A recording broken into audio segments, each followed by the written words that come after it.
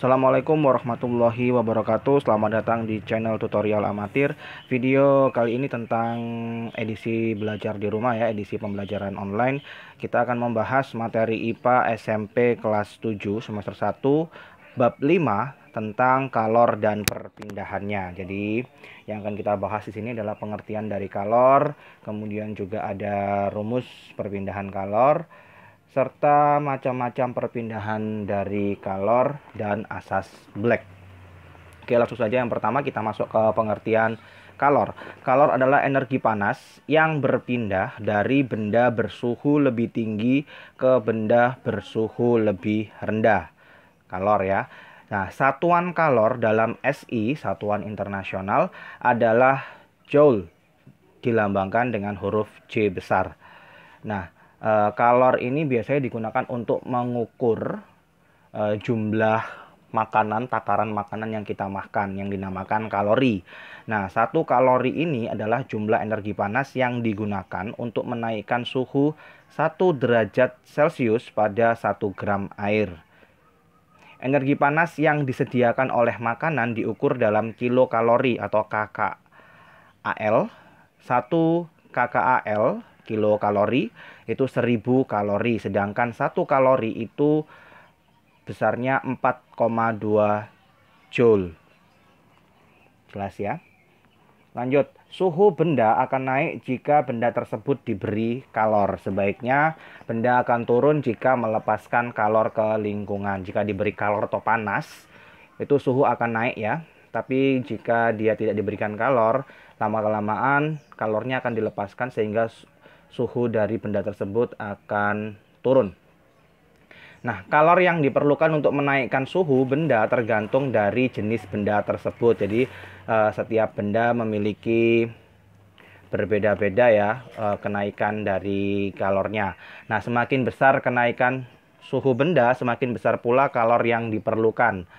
Semakin besar massa jenis benda, semakin besar pula kalor yang diperlukan. Jadi, misalnya kita ingin memanaskan air 100 derajat Celcius ya, berarti kalori yang kita butuhkan juga 100 derajat Celcius.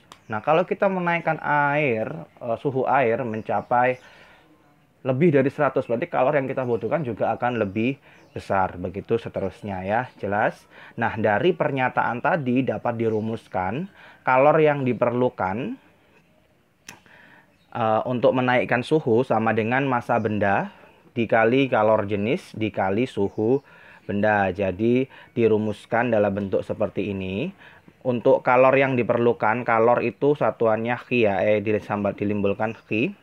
Massa bendanya M, dilambangkan M. Kalor jenis C. Suhu benda delta T atau perubahan suhu benda. Suhu benda yang awalnya mungkin 0 derajat menjadi 100, berarti kan ada perubahan suhu, itu delta T. Nah, ini nanti akan saya jelaskan rumus dan cara pengerjaannya lebih lanjut pada part video selanjutnya. Oke ya, jelas, harus dihafalkan juga ini rumusnya. Q sama dengan M kali C kali delta T. Lanjut, setiap benda memiliki kalor jenis yang berbeda. Berikut kalor jenis benda. Bisa kalian lihat di sini, ini kalor jenis benda berbeda-beda, ada air, alkohol, aluminium, dan sebagainya, memiliki kalor jenis seperti ini.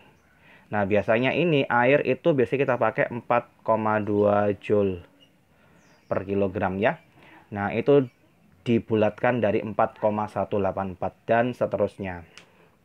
Ini contoh-contoh kalor jenis benda. Masuk ke kalor pada perubahan wujud benda. Ya, ini ada bermacam-macam perubahan wujud benda. Ada menghamblur, menyublin, menguap, mengembun, melebur, dan membeku.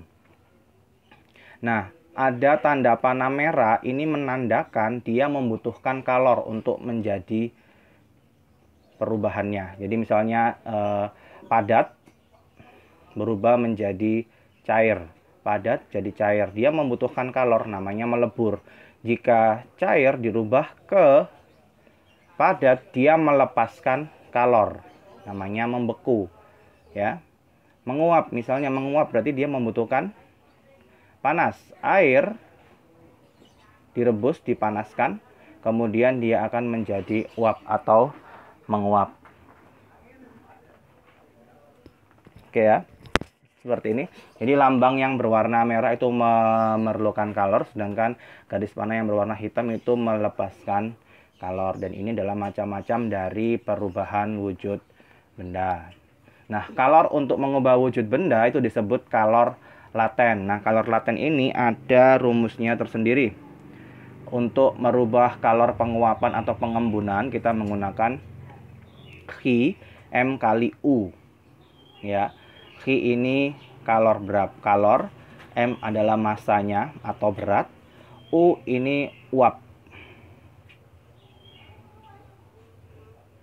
Sama seperti kalor lebur juga Chi sama dengan M kali L, ya.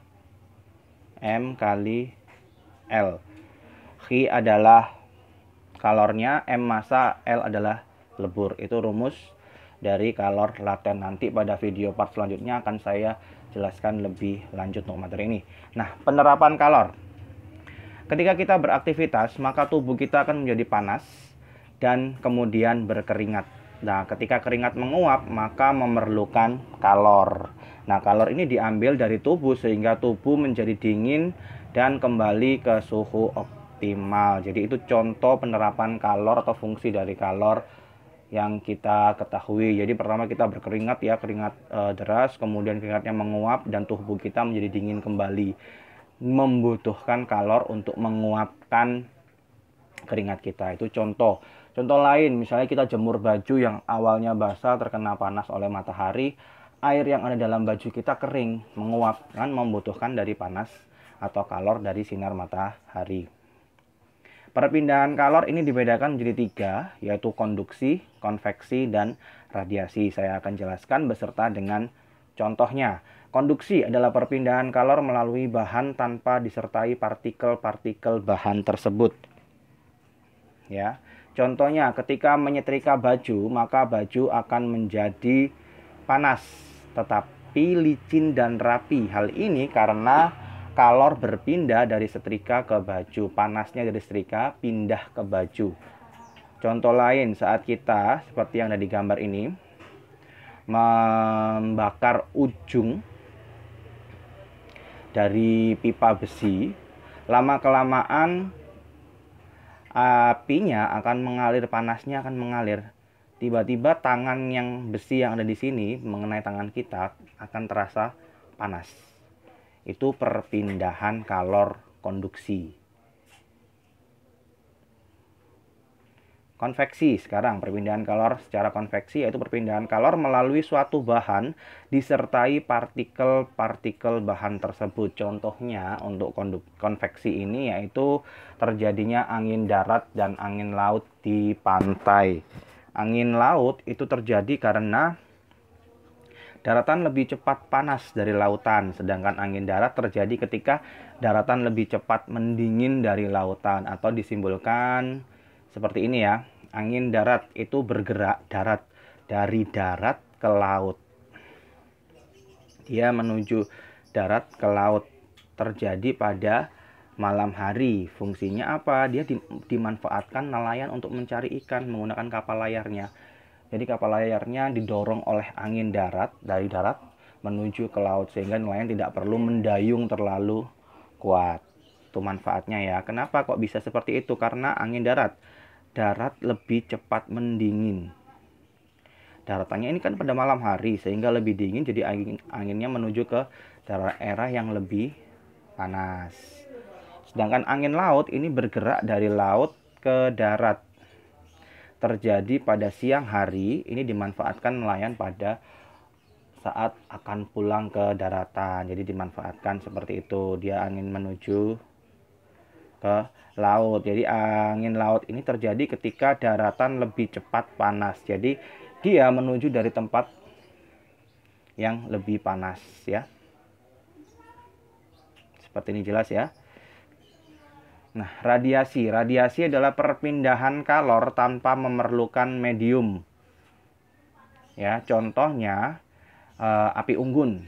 Kita dekat dengan api unggun, tiba-tiba kita tidak terlalu dekat ya, agak jauh, tiba-tiba badan kita akan ikut terasa panas. Hal ini dikarenakan panas dari api unggun pindah ke tubuh kita, atau matahari yang letaknya sangat jauh ya memancarkan panas atau kalor tanpa terasa di bumi mengenai kita, dan kita terasa panas. Itu adalah contoh radiasi berpindah tanpa memerlukan medium.